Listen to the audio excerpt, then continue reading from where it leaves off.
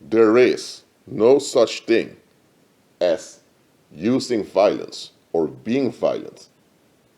Using violence is when you just use violence once in a while. And being violent is when violence is the way you operate. In any case, there is no such thing as operating in violence and not face the penalty thereof. A penalty is an action taken against someone because they violated an expectation or a rule. Punishment is when someone afflicts you because they don't get what they want. That's punishment. Revenge is when someone feels as if they were done badly and now they want to take it out on someone else through punishment just to validate their worth. That's revenge. Okay? So, whether it's a penalty or a punishment or revenge, it comes down to the same. It's a backlash. But here's the penalty I'm talking about. Anytime you operate in violence, you bring a penalty on yourself. It's not God that does it. It's not the Heavenly Father doing it. It may not even be the community doing it. It may not be evil spirits doing it. Listen, when you operate against your own natural design, you are bringing harm on yourself.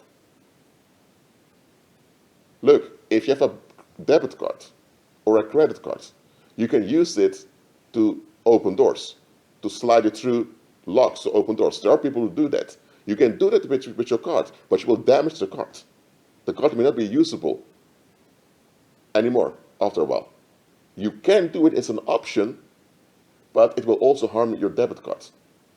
In a similar way, when you operate in violence, you are bringing a penalty on yourself, and that penalty is that you become unreliable and defective. Why? Human beings are social creatures. We are designed to bond with other people. That's where safety lies, in bonding with other people. And because you bond with other people, you look after one another. That is the human design. Violence interrupts this. Because in violence, you take advantage of someone else's vulnerabilities and weaknesses to get what you want. Now, violence and coercion are not the same. You can coerce a child to go to sleep. You can coerce a child to finish his meal. Why? Because if the child doesn't eat properly, the child's going to suffer harm. If the child doesn't sleep properly, the child will have development issues later on. So coercion itself, there's nothing wrong with it as long as the purpose of the coercion is justified. You can coerce people to put a helmet on when they're riding a bike. Because without a helmet, it's quite dangerous to ride a bike. So coercion itself, there's nothing wrong with it. Violence is when you don't get what you want and you escalate, causing harm to the environment, and because you cause harm, people get frightened and they do what you want. That's violence. So violence is blackmail. Coercion in itself is not blackmail, because coercion can be constructive and positive. Violence is always negative. People don't understand the difference between coercion and violence. I just explained to you. Violence is always wrong, because in violence you operate out of lack. You realize your own vulnerabilities and weaknesses, that you're not able to do everything on your own.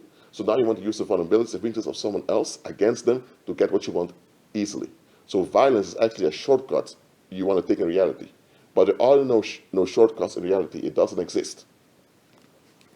Anytime you operate in violence, you damage your own self-image, the way you look at yourself. Let me give an example. If you have a child sleeping in the bedroom, and one night this is predator that breaks into the house to rape the child, and let's say the child begins to scream because the child sees a stranger in the room. The parents wake up. The parents go to the room and see this weird guy standing there, and the parent picks up a knife suddenly and stabs the guy. Now, when it goes before the court of law, the judge is going to say, hold on a minute. Why was that stranger in that house, in the bedroom of the child? What was he doing there? Okay, it's not right to pick up a knife and to stab people. But in this case, the parent was shocked. The child was in danger. And the parent knew that if he wouldn't do something quickly, or she wouldn't do something quickly, the child would be harmed and traumatized for life. So out of fright of the situation, she lost it. But why did she lose it? Because she was forced in a situation that she shouldn't be in. And who forced the situation? The individual that broke in. So yes, the individual broke in, died now. That's sad, but he shouldn't have put himself nor others in such a horrible situation. Because either the child would have been harmed for life, or someone would have been harmed anyway. He shouldn't have put himself nor others in that situation. Now that's different. In that case, if you stab someone, nobody's going to account as violence because you're not the type of individual who wants to stab people. You were tricked into a bad situation. Okay? But let's say now, you see someone walking down the street and you have issues in your life that you don't want to face. And now you look for a fight with the individual and you knock him out. Just feel better. People are going to look at you and think, what's wrong with you? So you go out knocking out people, harming people, destroying stuff just because you don't have your way?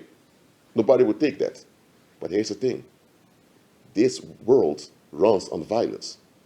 So when violence is done by someone and there is no benefit for the community turns on you. Just like I just told you of that guy being mad about things going wrong in his life and decide to take it out on someone else. But what if there's violence in the community and people have short-term benefit from it? What if there is child abuse going on, but because there's child abuse, those children grow up into people-pleasing adults, and people-pleasing adults never complain. So the public wants people-pleasing adults. Now, how do you get people-pleasing adults? When you terrify children into compliance. So, even though hitting and beating children is cowardly, because those same parents wouldn't dare to do it to another adult, the public tolerates it because there is some benefit coming from it.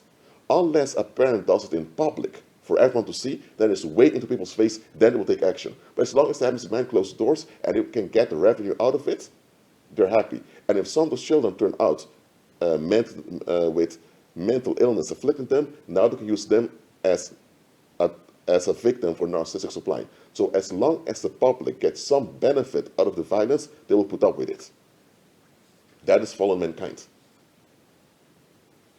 So, what happens when someone operates in violence? Either by being violent or either by being violent themselves, or by using violence, or by condoning violence.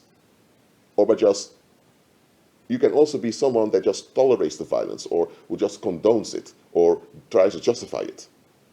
Anytime you operate in violence, whether as an enabler or as a perpetrator, it's very simple. You will lose your ability to trust other people. Why? Because you are a vulnerable creature yourself. And if you misuse and abuse the vulnerabilities and weaknesses of another creature just like you, what happens if you come to a situation where you don't have a leverage over other people? Because violence can only happen if you have a leverage over the other. Violence can only succeed, if you have a leverage to harm the other. And as a vulnerable creature, you need that leverage, whether it's a gun or a baseball bat or maybe false accusations that can trigger other people against the individual. You need to have some leverage. But here's the thing, you are a vulnerable creature yourself. There will be situations where you don't have a leverage and other people have a leverage.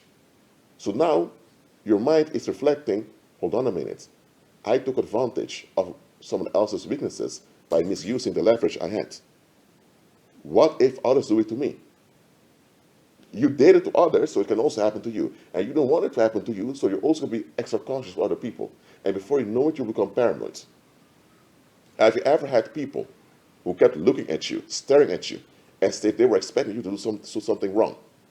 And you should think, whoa, what is this? Maybe you had a parent who did this, or a teacher at school, or maybe someone on the streets. What's going on? They're operating in violence, or they may be just violent people. You have people who use violence once in a while because they think it's justified, and then you have people who are actually violent. Violence is just what they do. They just escalate and flee whenever they're not happy. Now, violent people, they know very well that they can't just go out and escalate on anyone because people may retaliate. So violent people are intelligent enough to know that they're wrong, but they just want to insist in the wrong because they don't want to face anything, so they insist on having vulnerable people around them, more vulnerable than they are, that they can escalate on. But violent people also know very well that the same can be done to them at any time, and they will be the ones dealing with the harm. So, violent people eventually will begin to project their own crimes onto others. So you may have someone accusing you of stealing. Now, if you accuse someone of stealing, there must be some item missing. Theft means an item has been removed without the possessor's permission. So there must be at least a missing item before you accuse someone of stealing. But violent people may just come out and accuse you of stealing even though there is no proof of any theft. And everyone else will think, what's wrong with this individual accusing someone of theft? This was going on. They are the ones stealing other people's safety, stealing other people's joy. Or someone may accuse you of being a troublemaker. Well, in fact, they are the ones that are causing trouble by being violent or by taking advantage of other people's vulnerabilities and weaknesses. So eventually, for them to be able to cope with themselves, they have to find an outlet for their resentment. They resent the reality that they cannot exploit other people and be at peace with it. It just will not work. So whenever the anxiety comes of what they've done to others, they want to dump it somewhere. So nobody can participate in violence and remain mentally sane. It's not possible. Everyone, there are no exceptions, everyone that participates in violence, either by justifying it as an enabler or by being the perpetrator in it or the assistant in it, everyone that participates in violence will lose their mental sanity sooner or later. There is no way you can operate against your own safety and the safety of your community and still be mentally sane. It's not going to happen. It cannot happen. There is a penalty always when you operate in violence, and this is a penalty you bring on yourself.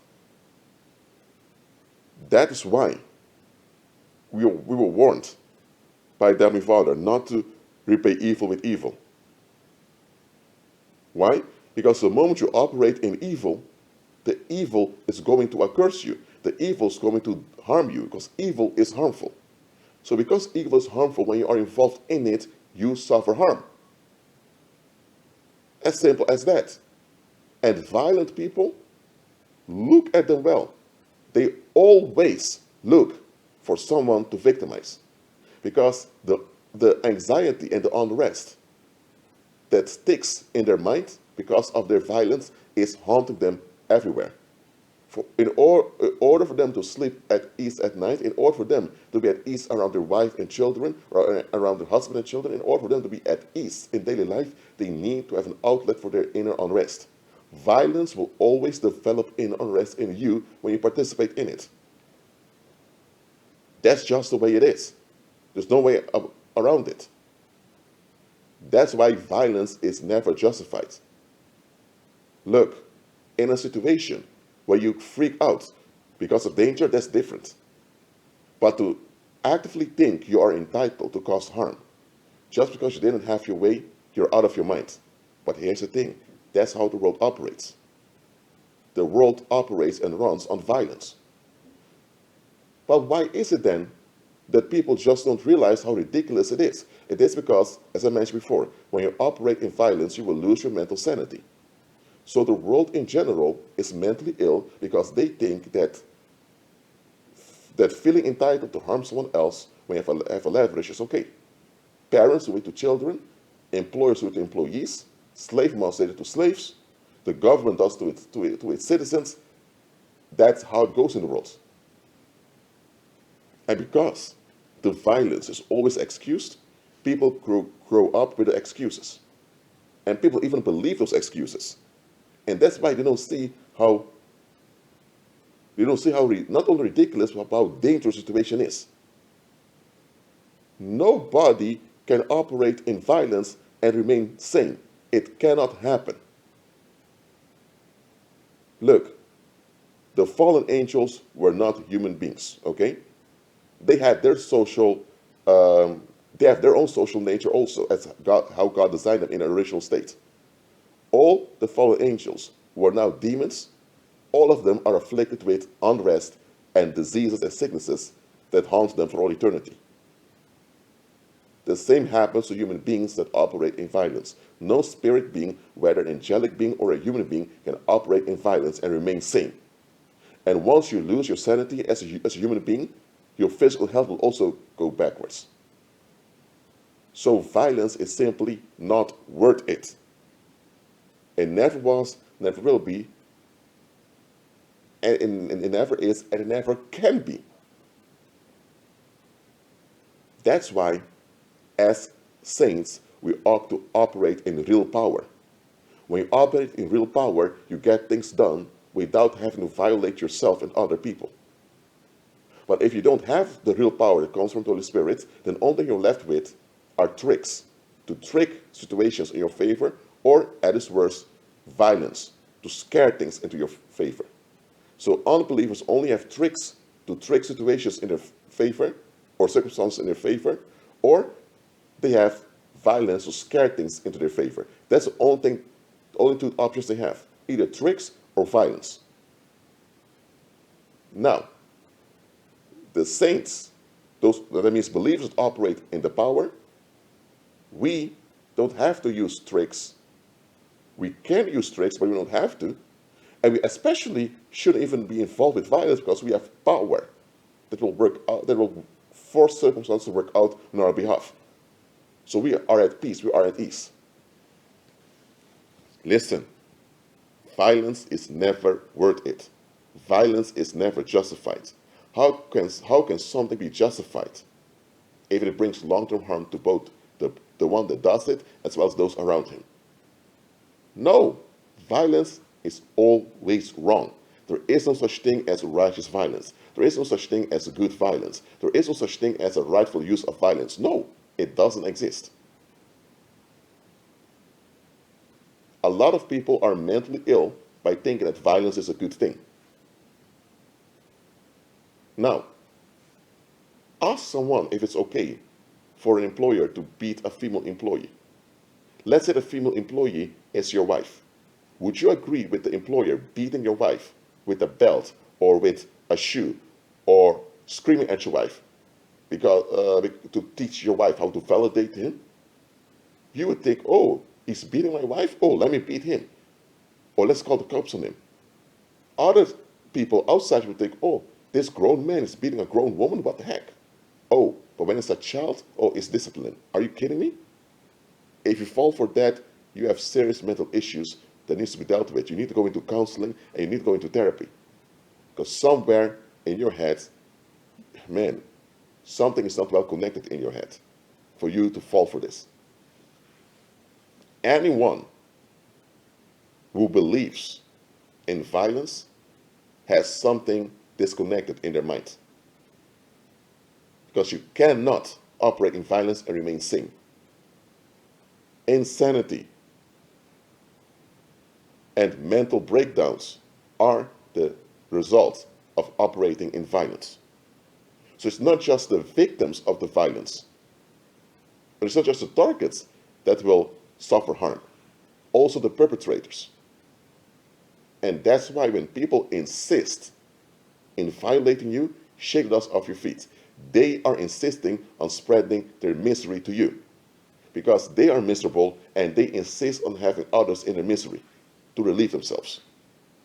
They're not looking for solutions. They're not even interested in solutions.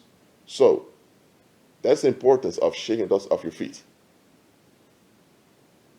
There is no excuse for violence whatsoever. That's it for now. Keep on agreeing with Christ and be at peace.